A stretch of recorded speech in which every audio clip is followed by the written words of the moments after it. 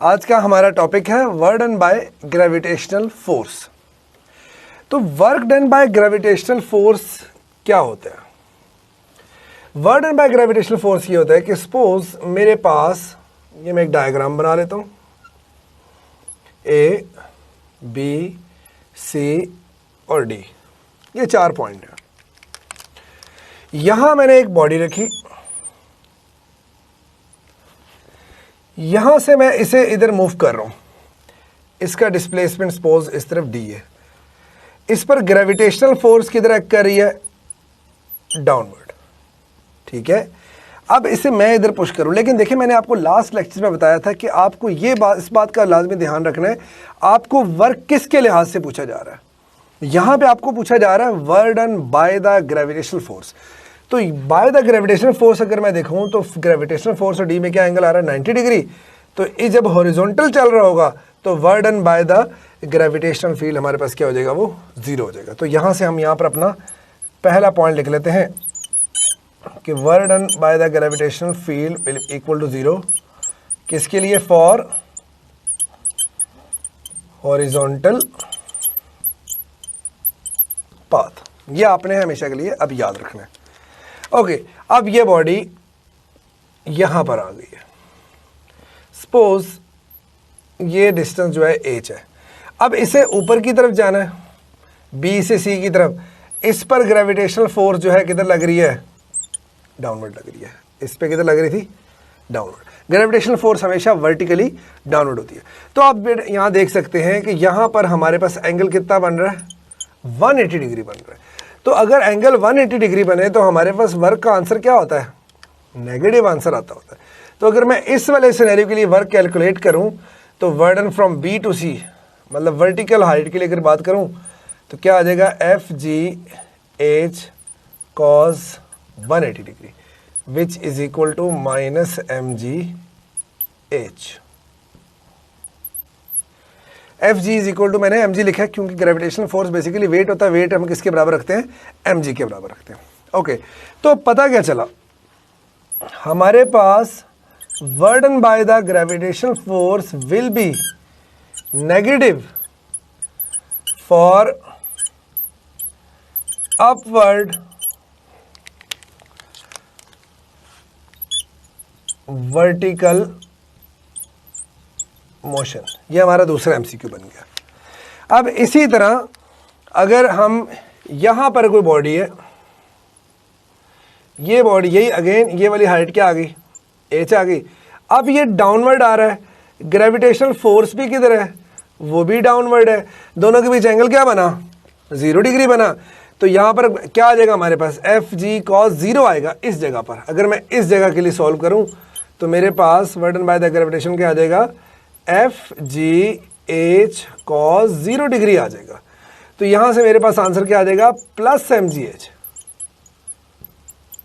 ये मैंने इसके लिए बनाया। कौन सा? Work done from D to A के लिए। तो यहां से मैं तीसरी बात अब क्या लिख रहा हूं कि work done by the gravitational force will B positive for downward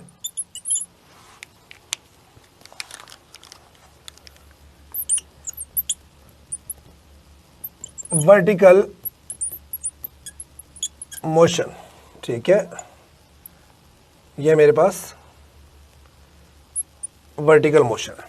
ठीक है, ओके। तो हमारे पास 3 चीजें सामने आई कि हॉरिजॉन्टल पाथ में हमेशा वर्क 0 होगा bye the gravitational force, upward जाएंगे तो वर्क डन क्या होगा? Bye the gravitational force negative होगा, डाउनवर्ड आएंगे तो पॉजिटिव होगा।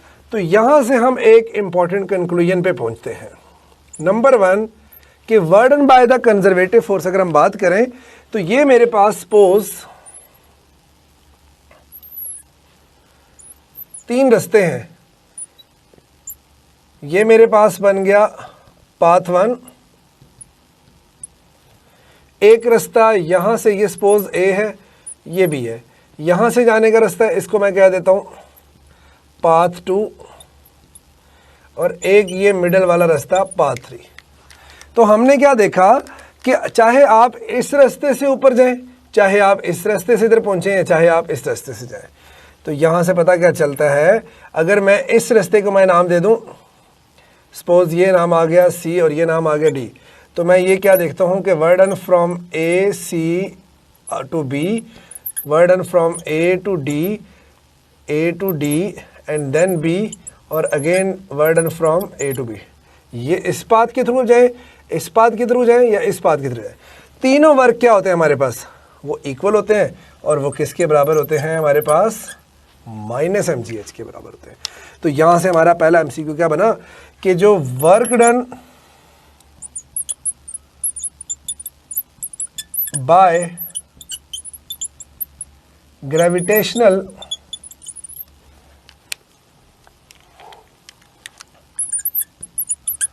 फोर्स इज इंडिपेंडेंट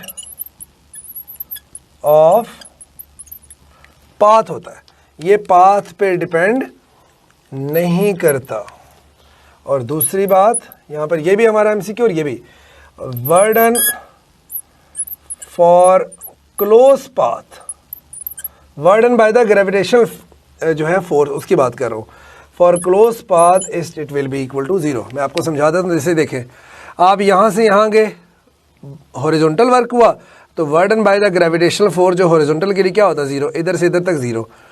यहां से आप ऊपर जा रहे हैं तो -mgh, आप अगेन हॉरिजॉन्टल चल रहे हैं तो फिर से 0, क्योंकि अभी हमने पढ़ा हॉरिजॉन्टल पाथ के लिए 0 होता है, इधर से इधर भी 0, इधर से इधर भी 0, ये दोनों 0 हो गए। ये नीचे से ऊपर जा रहे हैं तो -mgh, ऊपर से नीचे आ रहे हैं तो +mgh, सबको जमा करें, 0 -mgh 0 +mgh, -mgh +mgh से कैंसिल, तो आंसर क्या देगा 0।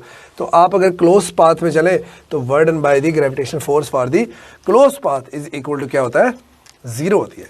तो हमें अब ग्रेविटेशनल फोर्स की, इसके अलावा हमें कुछ एग्जाम्पल जो है ये पता होने चाहिए। ये जो मैंने 2 बातें लिखी हैं ये क्या सिर्फ ग्रेविटेशनल फोर्स ही करती हैं, नहीं, ये हमारे पास एक तो ग्रेविटेशनल फोर्स करती है, ये दोनों रूल फॉलो करती हैं, एक हमारे पास होती है इलेक्ट्रिक फोर्स, और तीसरा हमारे पास होती है इलास्टिक फोर्स। ठीक है जी, ये तीनों फोर्सेस का एक खास नाम होता है, उन्हें हम कहते हैं कंजर्वेटिव फोर्सेस। अगर आपको पूछा जाए कि कंजर्वेटिव फोर्सेस कौन सी होती हैं, आप कहेंगे कंजर्वेटिव फोर्सेस वो होती हैं जिनका वर्क जो होता है इंडिपेंडेंट ऑफ पाथ होता है, आप जिस मर्जी रास्ते से चले जाए आपका सेम आपकी एनर्जी खर्च होती है। और दूसरा for the conservative forces work done for the in a close path क्या होती है हमारे पास, वो 0 होती है। ये कंजर्वेटिव की टाइप। नॉन कंजर्वेटिव क्या होगी, इनको उल्टा दें, डिपेंडेंट ऑफ पाथ हो जाएंगी और क्लोज पाथ के लिए 0 नहीं होगी।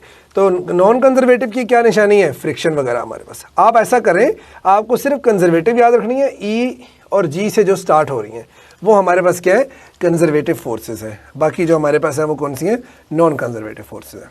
चले इसके बाद हम इस पे एमसीक्यू पे बात करते हैं। तो ये जो अभी हमने पढ़ा work done by the gravitational force, तो हम इस पे एक एमसीक्यू कर लेते हैं।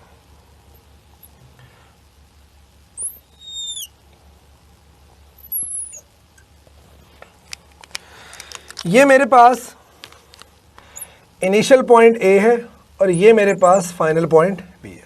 मुझे इस रास्ते से इधर ए से बी तक जाना है, इस रास्ते से ए से बी तक जाना है और इस रास्ते से बी तक जाना है, ए से बी तक जाना है। इसे मैं पाथ 1 कह देता हूँ, इसे मैं 2 कह देता हूँ और इस वाले पाथ को मैं 3 कह देता हूँ। इधर जो वर्क करना पड़ेगा उससे मैं W1 कह देता हूँ, इधर जो मैं वर्क करना पड़ेगा उससे मैं W2 कह देता हूँ और इस पूरे पाथ के लिए जो वर्क करना पड़ेगा उससे मैं W23 कह देता हूँ। यहाँ पर हमें मालूम करना है, हम जो इसके अंदर मूव कर रहे हैं हमें ये मालूम करना है ये कंजर्वेटिव फील्ड है, ठीक है, ग्रेविटेशनल फील्ड के अंदर हमने मूव कराना है इसको। तो आपने बताना है कि बताएं इनमें वर्क का रिलेशन क्या है। W3 सबसे बड़ा, W2 उससे कम, W1 उससे कम, W2 बड़ा, W3 स्मॉलर, W1 सबसे कम, W1, W2, W3 equal, W1 सबसे बड़ा, W2 उससे छोटा और W3 सबसे कम।